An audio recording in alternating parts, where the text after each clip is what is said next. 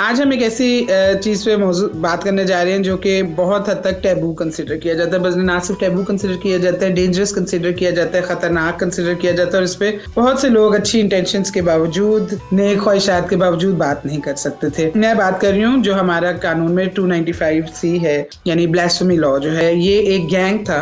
इसको last year हमें पता चला। अहमद नूरानी साहब ने एक स्टोरी की और उसके अंदर उन्होंने एक्सपोज किया। इस गैंग में बहुत से वकील भी शामिल हैं, वकला शामिल हैं। इस गैंग में कुछ रिलीजियस फिगर्स भी शामिल हैं। उस गैंग का काम ये था कि लोगों को ब्लास्फेमी लॉ के अंदर फंसाना। फैमिलीज जो है जिनसे मेरी बात हुई वो ये कहते हैं कि कोई लड़की थी इकरा नाम की, जो ट्विटर पे और व्हाट्सएप पे यंग लड़कों को 25-26 साल उनसे राब्ता करती थी। और फिर होता ये था कि एक दिन वो मैसेज करती थी लड़कों को। ये एक ही स्टोरी है तकरीबन सारी फैमिलीज की। 2014-15 में मैंने इस पे 1 साल की लगभग रिसर्च की थी। तब मैंने 25 केसेस देखे जो हाई कोर्ट्स या सुप्रीम कोर्ट तक गए 295C के। 19 आउट ऑफ 25 हाई कोर्ट्स ने या सुप्रीम कोर्ट ने ये कहा कि ये मैलिफाइडे हैं, लोगों को ट्रैप किया गया। जो टेक्स्ट है ना 295C का, हमारे और भी ब्लास्फेमी के कवानीन है, लेकिन स्पेसिफिकली 295C मैं पढ़ना चाहूंगी यहाँ पे हमारे व्यूअर्स के लिए। 295C कहता है, हमने यहाँ देखा है लोगों ने लिबास कोई पहना हुआ है जिसपे अरबी लिखी है, उस पे लोग कहते हैं कि ये जो है ये डिफाइल कर रहा है मजहब को। बहुत आसान है कि इस कानून को इस्तेमाल करके लोगों को फ्रेम किया जाए, मजहब का गलत इस्तेमाल करके अपने पर्सनल जो वेंडेटाज हैं वो पूरे करेंगे। 12-13 साल वो जो बिशप थे वो जेल में रहे और जब जिसने उनको सजा जज ने दी थी वो अपनी बीवी के साथ उनके पास आया और उसने कहा कि आप सोचें कि पूरा का पूरी उनकी जिंदगी के 13 साल भी छीन लिए गए और जब वो बाहर आए हैं जैसे तो वो उनकी डेथ होगी। कोई जानबूझकर तो कोई करता नहीं है तौहीन मजहब। तौबा की शिक तो होनी चाहिए, जबकि इस्लाम के अंदर दीन के अंदर भी आपको बार बार जो है तौबा और उसका मौका दिया जाता है, तो यहाँ क्यों नहीं? रियासत को इसके ऊपर स्टैंड लेना चाहिए।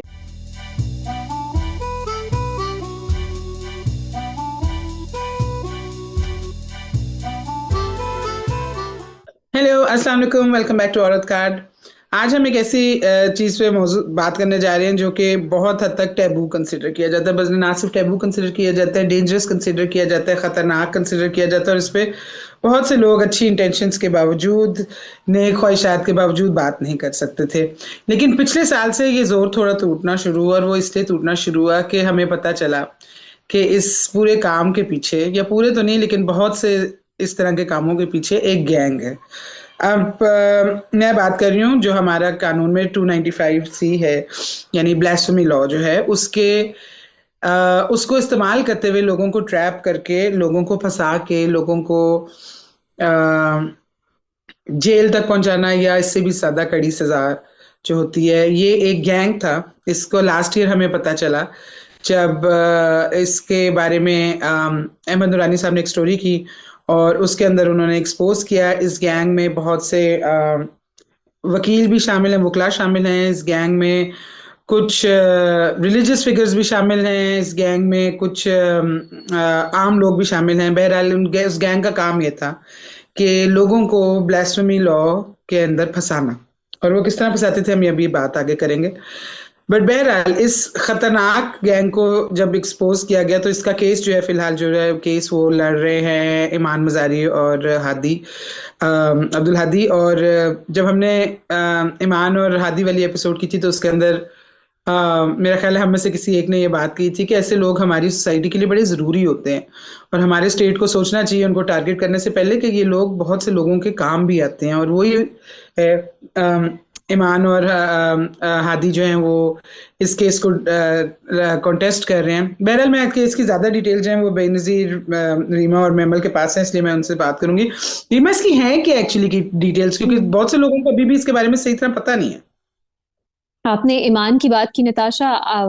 डीजी ISPR की कुछ दिन पहले एक प्रेस कॉन्फ्रेंस थी, उसमें उन्होंने कहा अपने आप को ह्यूमन राइट्स डिफेंडर एक्टिविस्ट कहती हैं और उन्होंने अच्छे अल्फाज नहीं इस्तेमाल किए उनके बारे में। मेरा ख्याल है बहुत ज्यादती की बात है, क्योंकि ये केसेस जो हैं जो बड़े बड़े लॉयर्स लेने से डरते थे वो ईमान ने, उनके हस्बैंड ने और भी लॉयर्स 2-3 जो हैं उन्होंने लिए। तो वो सो कॉल्ड ह्यूमन एक्टिविस्ट या खुद को ह्यूमन राइट्स एक्टिविस्ट तो नहीं कहलाती। दुनिया जो है वो उन्हें मानती है कि वो इंसानी हुकूक के लिए बहुत काम करती हैं पाकिस्तान में। अच्छा, ये केस जो है, मैं एक बात करूं कि अब से शुरू नहीं हुआ, या ये ब्लास्फेमी गैंग और ब्लास्फेमी बिजनेस 2014-15 में मैंने इस पे एक साल की लगभग रिसर्च की थी, और उसमें मैं आपको कुछ फाइंडिंग्स अपनी शेयर अगर करूं कि तब मैंने 25 केसेस देखे जो हाई कोर्ट्स या सुप्रीम कोर्ट तक गए 295C के। उसमें से तब तक बहुत से केसेस पेंडिंग थे, उनकी अपील्स 19 केसेस में, अब सोचें 19 आउट ऑफ 25 अदालतों ने, हाई कोर्ट्स ने या सुप्रीम कोर्ट ने ये कहा कि ये मैलिफाइडे हैं, ये और वेस्टेड इंटरेस्ट्स हैं जिसकी बुनियाद पे ये केसेस जो हैं ये बनाए गए और लोगों को ट्रैप किया गया। और उसमें ये भी कहा गया कि उसके पीछे जो वजूहात हैं, कुछ पर्सनल रिलेशनशिप्स जो सावर हो जाती हैं, कुछ प्रॉपर्टी के मामले, कुछ इस तरह के इश्यूज जिनका कुछ दीन से, मजहब से ताल्लुक नहीं है, उनकी बुनियाद पे उसके लिए टू सेटल स्कोर्स, इस तरह की बातें इस्तेमाल की गई इन जजमेंट्स में, ये कवानीन इस्तेमाल होते हैं। और आप सोचें उन सब केसेस में ऑन एवरेज 6 से 10 साल तक लोग जो हैं वो जेलों में थे, और फाइनली फिर हाई कोर्ट, सुप्रीम कोर्ट जाके उन्हें कोई रिलीफ मिली। बहुत से ऐसे केसेस हैं जो तब से अब तक पेंडिंग हैं। तो आप देखें, वैसे भी हमारा क्रिमिनल जस्टिस सिस्टम बहुत स्लो है, लेकिन खास तौर पे ब्लास्फेमी के मामलात में जजेस हिचकिचाते हैं, केसेस जो हैं वो देर से लगते हैं। ऑन एवरेज आपकी अपील सुनने में 6 से 7 साल लग जाते हैं। पहला केस जो ट्रायल कोर्ट्स में चलता है उसमें भी बहुत वक्त लगता है। ट्रायल कोर्ट में कन्विक्शन होती है अक्सर, फिर हाई कोर्ट जाते जाते इतने साल गुजर जाते हैं रिलीफ मिलने के लिए। और जो मैंने तब देखा था 19 आउट ऑफ 25 केसेस, बाकी में ऐसा नहीं है सजा हुई, बाकी पेंडिंग थे, 19 जो थे उनमें ये कहा गया ये मैलिफाइड थे। तो ये है बैकग्राउंड, ये अब से नहीं चल रहा। ये एक ऐसा इशू है जो मेरी नजर में, जो टेक्स्ट है ना 295C का, हमारे और भी ब्लास्फेमी के कवानीन है लेकिन स्पेसिफिकली 295C मैं पढ़ना चाहूंगी यहाँ पे हमारे व्यूअर्स के लिए।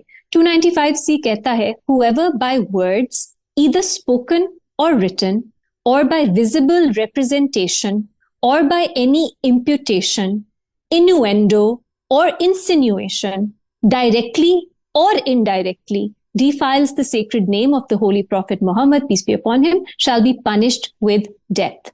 अब ये पहले डेथ या इम्प्रिजनमेंट फॉर लाइफ था, लेकिन फेडरल शरीयत कोर्ट का एक फैसला आया उसके बाद से ये मैंडेटरी डेथ पेनल्टी हो गई। अब आप सोचिए, either spoken or written, visible representation, imputation, innuendo, insinuation, directly or indirectly, ये इतना ब्रॉड लॉ है, ये इतना वेग लॉ है, और इसका सेंटेंस क्या है? Mandatory death. इसमें कहीं आपने देखा होगा इंटेंशन का ताल्लुक नहीं है। इंटेंशन या मोटिव, किसी की नीयत क्या है? हमने यहाँ देखा है लोगों ने लिबास कोई पहना हुआ है जिसपे अरबी लिखी है, उस पे लोग कहते हैं कि ये जो है ये डिफाइल कर रहा है मजहब को, राइट? उसमें इंटेंशन कोई नहीं देखता, क्योंकि अल्फाज ऐसे हैं कि डायरेक्टली, इनडायरेक्टली, इन्यूएंडो, इंसिनुएशन इतना ब्रॉड है कि इसके लिए बहुत आसान है कि इस कानून को इस्तेमाल करके लोगों को फ्रेम किया जाए। सो बहुत से लोग कहते हैं मिसयूज तो हर कानून होता है पाकिस्तान में, आप इन कवानीन की क्यों बात करते हैं? क्योंकि इन अल्फाज की वजह से। और दूसरा, जिस तरह हमारे मुआशरे में एक इंतहा पसंदी, एक एक्सट्रीमिज्म है, बहुत से जजेस, जो मैंने तहकीक की, जो मैंने इस पे रिसर्च की, जजेस ने खुद माना कि ये सुप्रीम कोर्ट के जजेस थे उस वक्त, उन्होंने कहा ब्लास्फेमी के केसेस में पाकिस्तान में फेयर ट्रायल नहीं मिल सकता। हमारे घरों में कॉल्स आती हैं, हमें धमकाया जाता है, हमारे बच्चे सेफ नहीं हैं, वो स्कूल कहाँ जाते हैं, अदालतों में मॉब्स इकट्ठा हो जाते हैं, वो हमें धमकाते हैं, जो अक्यूज्ड हैं उनको वकला जो है मुश्किल से मिलते हैं, उनकी फेयर ट्रायल की कोई राइट्स नहीं होती, जिस तरह की उनकी ट्रीटमेंट जेल में होती है, इन सब को अगर आप देखें टुगेदर, पाकिस्तान में ब्लास्फेमी अक्यूज्ड को फेयर ट्रायल नहीं मिलता। अब ये हो गया। अब आप आए इस पर्टिकुलर केस में, यहाँ पे एक नहीं, दो नहीं, इंडिविजुअल तौर पे नहीं, एक गैंग के तौर पे लोगों को जो है ब्लास्फेमी लॉ इस्तेमाल करके उन्हें विक्टिमाइज किया गया। और इसमें सैकड़ों लोग हैं, मेरे पास कुछ लोगों ने लिस्ट दी है, मैं पर्सनली उनको वेरीफाई नहीं कर सकती, बट अपेरेंटली सैकड़ों लोग हैं जो पाकिस्तान की इस वक्त मुख्तलिफ जेलों में हैं, जिनको FIA के जरिए अरेस्ट करवाया गया है ब्लास्फेमी लॉ की, ब्लास्फेमी की एलिगेशन लगा के। अब ये स्पेसिफिक केस है, इसमें इस्तेमाल की गई है एक स्पेशल ब्रांच की रिपोर्ट जो ये कहती है कि इस तरह का एक गैंग है जो लोगों को फंसाता है, और फिर उनको धमकाता है और उनसे पैसे एक्सट्रैक्ट करने के लिए या उनको ब्लैकमेल करने के लिए इस्तेमाल करता है। सो ये है इस केस का बैकग्राउंड। मैं सिर्फ ये कहना चाहूंगी कि वाहिद केस नहीं है, ये वाहिद गैंग नहीं है। इंडिविजुअल सतह पे आपको गली मोहल्लों में, आपको पूरे पाकिस्तान में कहीं ना कहीं ऐसे लोग जरूर मिलेंगे जो ब्लास्फेमी को इस्तेमाल करके, मजहब का गलत इस्तेमाल करके अपने पर्सनल जो वेंडेटाज हैं वो पूरे करेंगे। और अदालतों में ये बार बार इसका जिक्र हुआ है। सुप्रीम कोर्ट की जजमेंट्स में कहा गया है कि ब्लास्फेमी लॉ रिफॉर्म की सख्त जरूरत है, क्योंकि ये लॉ इस्तेमाल होता है लोगों को विक्टिमाइज करने के लिए। लेकिन हम देखते हैं डर इतना ज्यादा है कि कुछ सेफगार्ड्स भी इंट्रोड्यूस करने के लिए अगर कोशिश की जाती है, ये कह दिया जाता है कि इस्लाम खतरे में है। इस्लाम हमारे मुल्क में खतरे में नहीं है। यहाँ मेजॉरिटी हमारी 94-95% मुस्लिम है। इस्लाम कैसे खतरे में हो सकता है? लेकिन इस्लाम के नाम पे हम कितनी जिंदगियां हैं जिनको हमने वेस्ट किया है, जिनको हमने देखे। जुनैद हफीज का एक केस है, वो कितने सालों से एक फुल ब्राइट स्कॉलर जिनको फंसाया गया है, नजर आता है उनके जो ट्रायल कोर्ट का फैसला है वो इतना कमजोर है, उनकी अपील नहीं सुनी जा रही। मैंने इंटरव्यू किया खवातीन ब्लास्फेमी अक्यूज्ड जो जेलों में रहती हैं, उनकी फैमिली क्योंकि टैबू इतना ज्यादा है वो कंप्लीटली कट ऑफ कर देती हैं अपने आप को उनसे, कि ऐसा ना हो कि उन पे कोई इल्जाम आ जाए। और वो बिल्कुल कोई नहीं है उनका पूछने वाला। बहुत से ऐसे लोग हैं जो मेंटली इनकी इनकैपेसिटी है या वो कोई मेंटल इलनेसेस हैं, उन पे ब्लास्फेमी के इल्जामात लगा दिए जाते हैं, उनकी फैमिलीज भी उन्हें छोड़ देती हैं और हमारी रियासत 10-15 साल बाद जाके उनको कोई जो है वो रिलीफ मिलती है। अब पूरी जिंदगियां रूइन होती हैं इस लॉ की वजह से। एक मैं छोटी सी बात करना चाहूंगी बिफोर, मैं ज्यादा बोल गई, but the point is now क्योंकि हम इस पे बात कर रहे हैं, आई होप रियासत सुने, क्योंकि ये तो थोड़ा ज्यादा आसान है कहना कि लिंचिंग नहीं होनी चाहिए, लेकिन जो हमारा क्रिमिनल जस्टिस सिस्टम करता है वो कुछ बहुत बेहतर नहीं है। उसमें ऐसा नहीं है कि आपको इंसाफ मिलता है। अक्यूज के पास ना तौबा का हक है, ना अक्यूज के पास कोई ऐसी गुंजाइश है कि वो अपने आप को मासूम या इनोसेंट, उलट हो जाता है ना, they have to prove their innocent. क्योंकि जिस तरह का ये लॉ है बहुत आसान है कि किसी पे भी आप तोहमत लगा दो, फिर वो जिंदगियां अपनी गुजार देते हैं टू प्रूव कि उन्होंने ऐसा कुछ नहीं किया। तन मन नीलो नील एक ड्रामा आया था हम टीवी पे, बहुत खूबसूरत ड्रामा था। हमने जिंदगी भर इतनी रिसर्च की, इतनी रिपोर्ट्स की, सब उसने, मेरा ख्याल है इस केस ने जो आपने जिसका जिक्र किया है, उस ड्रामे ने बहुत ज्यादा एक अवेयरनेस क्रिएट की कि ब्लास्फेमी के नाम पे जिस तरह के मुजालिम इस मुल्क में होते हैं। और मेरा ख्याल है अब ऐसा मौका है, टीएलपी के खिलाफ हुकूमत ने जो है एक्शन लिया है। अब उनको इस तरह के गैंग्स और इस लॉ की तब्दीली के लिए जरूर कुछ ना कुछ करना चाहिए, बिकॉज जब तक ये कानून है, एक हम फियर में रहते हैं कि हम में से भी कोई इस वीडियो के बाद हम पे कोई तोहमत लगा दे, हम पे इल्जाम लगा दे, फिर हम लोग को किस तरह इस मुआशरे में अपने आप को इनोसेंट प्रूव करते रहेंगे। सो इस तरह के क्लाइमेट ऑफ फियर में आप लोगों को नहीं रख सकते। सॉरी मैं ज्यादा बोल गई, but this is an issue very close to my heart, I am sure आप लोगों की भी। So we must as society call on our state, उनके साथ खड़ा होना चाहिए कि वो इस तरह के एलिमेंट्स जो हैं उनके खिलाफ कुछ ना कुछ एक्शन लें। बेनजीर, आपके पास डिटेल्स थी इन केसेस की, you have talk to the people, है ना? आपने फैमिली से भी बात की है? पहले तो मैं कहूँगी निताशा कि कुछ ऐसे केसेस होते हैं जहाँ पे अदालत जाने से पहले ही कत्ल कर दिया जाता है, अदालत तो केस पहुँचते ही नहीं है। हमने देखा है, हमने बहुत बार इस तरह के केसेस का सुना है। ये जो ब्लास्फेमी गैंग वाला केस था, और जैसे आपने बताया एक स्पेशल ब्रांच की रिपोर्ट आई, फिर अहमद दुरानी साहब ने इस पर रिपोर्टिंग की और फिर थोड़ा सा ये इशू जो है वो रेज हुआ।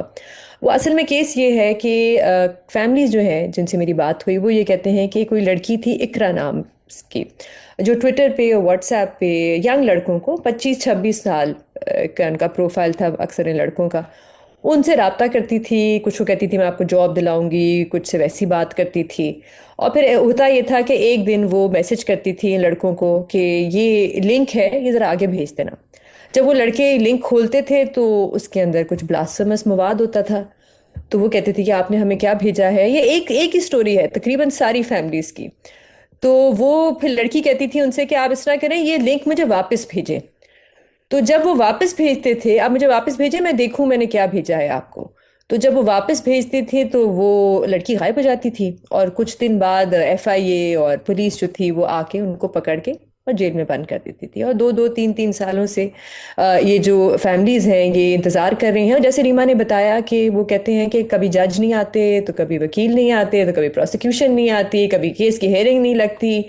और इन खानदानों से अगर आप बात करें निताशा, बिल्कुल आइसोलेट हो जाते हैं। वो तो जिसको सजा जिस पे इल्ज़ाम लगा है वो तो चले जेल में है, लेकिन जो पूरे के पूरे ख़ानदान हैं इनके, वो मुझे बता रहे थे कि मसाजिद से ऐलानात किए जाते हैं कुछ के ख़िलाफ़, उनके घर के पता बताए जाते हैं कि इनके घर का ये पता है, घर में ये रहता है। फिर एक हजूम जमा हो जाता है अक्सर घरों में, कोई मिलना नहीं चाहता। एक खातून थी, उनके भाई पे ये इल्ज़ाम था, ये ब्लास्फेमी गैंग ने जो किया। वो मुझे कहती हैं कि मेरी वालदा की जब डेथ हुई तो जनाजा जो था, उस वक्त लोग आ गए गली से, और उन्होंने आके मुझे कहा कि यहाँ से निकले सब, यहाँ पे कोई नहीं बैठ सकता क्योंकि उस किस्म का घर है। तो वो कहती हैं हम बिल्कुल ही आइसोलेट हो जाते हैं। और सिर्फ ये नहीं होता, फाइनेंशियली भी आप सोचें, कुछ ख़ानदान थे जो पेशावर में थे, उनको पेशावर से इस्लामाबाद आना होता है, हर 2 हफ्ते बाद कोई हेयरिंग होती है, हेयरिंग हो या ना हो उन्होंने फिर भी आना होता है। आप इन ख़ानदानों से बात करें, वो कहते हैं हमारे पास हम, कोई कहता है मैंने दुकान बेची, कोई कहता है मैंने अपनी ज़मीन बेची क्योंकि केस तो लड़ना है, कोई कहता है मुझे अपनी नौकरी छोड़नी पड़ी क्योंकि हर 2-3 हफ्ते बाद अदालत जाना पड़ता है। और ये एक सिस्टम है जिसमें वो फंस जाते हैं। और सिर्फ फैमिलीज नहीं, वकला जो हैं, आप इमान मजारी हैं, हादी हैं, जो भी वकला जो हैं, हमने माजी में भी देखा है इस किस्म के जो केसेस लेते हैं, या तो उनके साथ बहुत बुरा अंजाम होता है, या उनको डराया धमकाया जाता है। कुछ जो वकील हैं उनके खिलाफ फतवे भी दिए जाते हैं। और जो जज जिन्होंने ये केस लिया इस्लामाबाद हाई कोर्ट में, सरदार जस्टिस सरदार एजाज जो है, उनके खिलाफ आप लोगों ने भी देखा होगा जिस किस्म की सोशल मीडिया पे कैंपेन चलाई गई, जिस किस्म का हजूम जमा हो जाता था उनकी अदालत में जब वो ये केस सुन रहे थे। और वो क्या केस सुन रहे थे कि एक कमीशन बना दें, एक कमीशन बना दें ताकि ये केस पता चले सच्चाई है क्या। वो तो ब्लास्फेमी की फिर भी बात भी नहीं हो रही थी इतनी ज्यादा। उन्होंने उन पे, मैं जब इन खानदानों से बात कर रही थी तो उन्होंने कहा, एक चीज जो इन जज ने की कही और जो करी, वो लाइव स्ट्रीम किया इन केसेस को। उससे कहते हैं बहुत फर्क पड़ा, क्योंकि वो कहते हैं कि उससे पहले कोई बात नहीं करता था इन इश्यूज पे, किसी को पता ही नहीं था क्या है, बस इल्जाम लग गया तो लग गया। लेकिन जब वो लाइव स्ट्रीम हुआ, जब लोगों ने गली मोहल्लों में इनके देखा कि ये क्या हो रहा है, ये किस तरह फंसाते हैं यंग लड़कों को, किस तरह इल्जाम लगाते हैं और झूठे इल्जाम लगाते हैं, तो फिर कहते हैं कि हमें एक सपोर्ट सिस्टम मिला जो हमें पहले नहीं मिला था पिछले 2-3 सालों में। लोग आए और कहते हैं, वो खुद आके हमें कहते थे कि ये झूठा केस है, हमें पता है आपके भाई को, आपके बेटे को फंसाया गया है।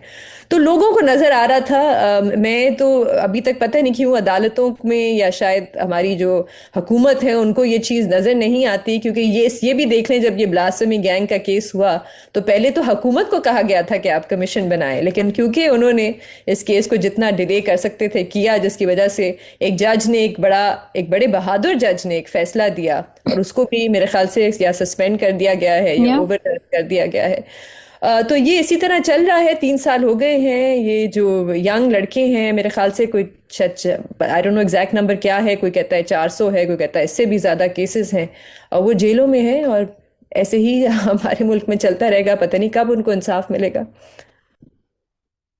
मैमल, आपको लगता है कि ये चीजें गवर्नमेंट ने पिकअप करनी है कभी किसी स्टेज पे? देखिए नताशा, मैं बताऊँ अभी रिसेंटली इंजीनियर मोहम्मद अली मिर्जा जो हैं उन पर भी ये इल्ज़ाम लगा था और उन्होंने जेल भी काटी, और जब वो जेल से निकले तो उन्होंने कुछ इंटरव्यूज दिए। शाहजेब खान दादा के साथ जो उनका इंटरव्यू था उसमें जब वो बता रहे थे इन केसेस के बारे में, तो एक तो आपके रोंगटे खड़े हो जाते हैं सुन के। और फिर अभी 4 जनवरी गुजरी है, 4 जनवरी 2011 को सलमान तासीर जो है उनको शहीद किया गया, जब उनके ऊपर यही एक इल्जाम लगा कि वो जो आसिया बीबी थी, जिनको बाद में कितने सालों के बाद जो है अदालत ने उनको बेगुनाही की वजह से उनको छोड़ दिया, और वो भी यही कहते थे कि इनके ऊपर ये miss use of blasphemy law हुआ है और गलत इनके ऊपर इल्जाम लगाया गया है। तो मैं डेली टाइम्स में काम करती थी जिससे सलमान साहब की शहादत हुई, तो मुझे मालूम है कि वो कितना एक सख्त और टफ किस्म का वक्त था। और उसके बाद जो है फिर वो जो शहबाज भट्टी थे, जो मिनिस्टर थे जो माइनॉरिटीज थे, तो उनको भी इसी तरह मारा गया बाद में। और ये उनके भाई का जब इंजीनियर मोहम्मद अली मिर्जा ने जिक्र किया कि उन्होंने कहा कि 12-13 साल वो जो बिशप थे वो जेल में रहे, और जब जिसने उनको सजा जज ने दी थी वो अपनी बीवी के साथ उनके पास आया और उसने कहा कि मुझे पता है कि आपके कोई ऐसी बात आपने नहीं की और ये झूठा इल्जाम है, लेकिन मेरे पे प्रेशर बहुत है। यानी इतना प्रेशर, उसकी वजह से उसने उनको ये सजा दे दी। बाद में जब वो बरी हुए तो उसके चंद दिन के बाद उनकी डेथ हो गई। आप सोचें कि पूरा का पूरी उनकी जिंदगी के 13 साल भी छीन लिए गए, और जब वो बाहर आए हैं जैसे, तो वो उनकी डेथ होगी। तो जो मैंने देखा, फिर आपको अभी लॉयर्स की बात हो रही थी, बेनजीर ने बात की, बहुत बहादुरी चाहिए। आपको याद होगा जुनैद हफीज का जो केस की रीमा बात करी, जुनैद हफीज के लॉयर थे राशिद रहमान, जिनको कत्ल किया गया, असैसिनेट किया गया, क्योंकि वो डिफेंड कर रहे थे जुनैद को, उनको धमकाया जा रहा था। वो भी बड़े बहादुर थे। उसके बाद से एक सलमान तासीर की मैं समझती हूँ कि उनकी असैसिनेशन, फिर शहबाज भट्टी, फिर ये राशिद रहमान, इस तरह के जब मतवातर चीजें हुई, तो जो एक डिबेट थी पहले, ये फिर भी होती थी कि मिसयूज ऑफ ब्लास्फेमी लॉ, और ये जो है इसके ऊपर हुकूमत को, स्टेट को कुछ करना चाहिए, एक डिबेट हो, मीडिया के अंदर भी हो, पार्लियामेंट के अंदर भी हो। उसके बाद ये डिबेट साइलेंटली डाइड डाउन। अब जो है, जब ये इंजीनियर मोहम्मद अली मिर्जा साहब निकले हैं और इन्होंने दोबारा इसके ऊपर एक बात की है, और उन्होंने जो ये तौबा की भी यहाँ पर बात हो रही थी, उन्होंने कहा कि तौबा की शिक होनी चाहिए।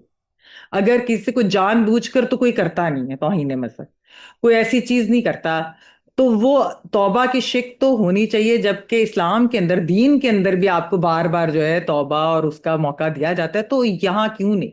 तो मेरे ख्याल में रियासत जो है, रियासत को इसके ऊपर स्टैंड लेना चाहिए। देखिए, हमने यहाँ पर जो है दहशतगर्दी की भी जब बात होती है, आइडियोलॉजी की भी बात होती है। अभी हमने सुना भी कि चीफ साहब ने भी, ये जो हमारे आर्मी चीफ, उन्होंने यही बात कही कि जिहाद जो यानी वो स्टेट कर सकती है, ये खुद नहीं इस तरह कर सकती। तो ये जो ब्लास्फेमी का जो एक मिसयूज है, और इसको किस तरीके से वेपनाइज इस लॉ को किया गया है, लोगों के ऊपर इल्जाम लगाने का, और ये जब से खासतौर पे इसके अंदर सजाए मौत हुई है, तो ये तो अब पूरी स्टडीज है इसके ऊपर, पूरी रिसर्च है कि नंबर्स कैसे बढ़े हैं केसेस के।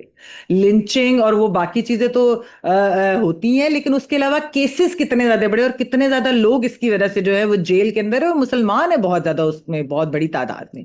और वो सेटलमेंट यही होती है कि आपका कोई पर्सनल वेंडेटा है, किसी ने शादी से इनकार कर दिया, किसी की प्रॉपर्टी डिस्प्यूट है, किसी का कोई और लड़ाई हो गई। ये जो तनमन नीलो नील की बात है, वो जो आखिर में जो वो सीन्स थे, मतलब असल में वो देखकर आप बस हिल के रह जाते हैं कि this is the reality of our society, and this is how जो ब्लास्फेमी लॉज है वो मिसयूज होते हैं, और किस तरीके से वो वेपनाइज किए गए। तो मेरे ख्याल में रियासत को इसके ऊपर एक क्लियर कट मौकफ लेना चाहिए। हमने देखा है कि दहशतगर्दी के ऊपर इस वक्त रियासत ने एक बड़ा वो गुड तालिबान बैड तालिबान की वो छोड़ दिया पॉलिसी, और एक क्लियर जो है उन्होंने लिया है मौकफ। तो मेरे ख्याल में कि ऐसी चीजों के ऊपर भी ये बहुत जरूरी है, क्योंकि अगर आप जो है आप इस तरह के गिरोहों के ऊपर भी आप क्रैकडाउन भी करते हैं, लेकिन जब तक रियासत स्टैंड नहीं लेगी, रियासत इसके पीछे नहीं खड़ी होगी, और रियासत इस चीज को जो है वो खत्म नहीं करेगी, तो मेरा नहीं ख्याल कि होगा। फिर बहुत एक होपलेसनेस का माहौल है, और वो हमने देखा सलमान तासीर की शहादत के बाद।